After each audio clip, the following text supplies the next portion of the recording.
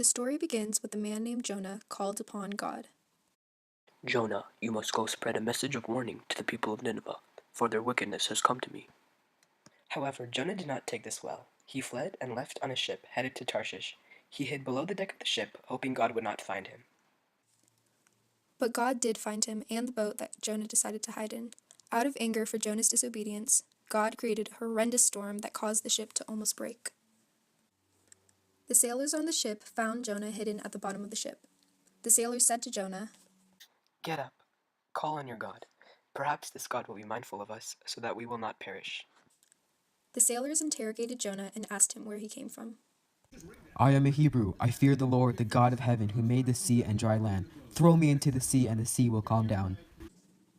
The sailors decided to throw Jonah into the water and prayed to God that they wouldn't be punished for doing so. God sent a giant fish to swallow Jonah so he would not drown in the water. For 3 days, Jonah lived inside of the whale's belly. Jonah prayed and repented to God that he would sacrifice to God. After Jonah's sincere prayers, the Lord told the giant fish to throw up Jonah onto dry land. Once on dry land, Jonah went to Nineveh with the word of the Lord. Jonah walked around the city of Nineveh for 3 days, telling the people of Nineveh, 40 days more, and Nineveh shall be overthrown. After hearing the news, the people of Nineveh changed their ways and hoped that when God saw their good actions, he would not perish Nineveh. God saw their actions and didn't carry out his plans, but this angered Jonah. Jonah prayed to God about his decision to spare Nineveh. Is this not what I said while I was still in my own country? I knew that you are a gracious and merciful God, slow to anger, abounding of kindness, repenting of punishment.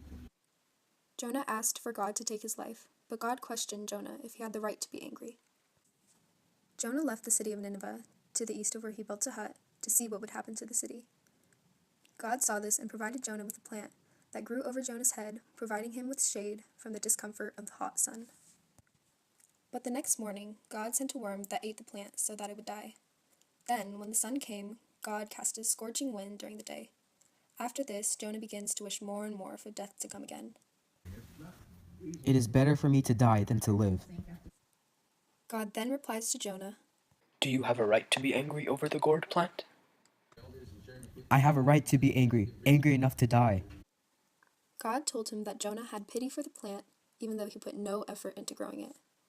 He asked Jonah with a final question, Should I not have pity for the city of Nineveh, that have more than 120,000 persons who cannot know their right hand from their left, not to mention all the animals?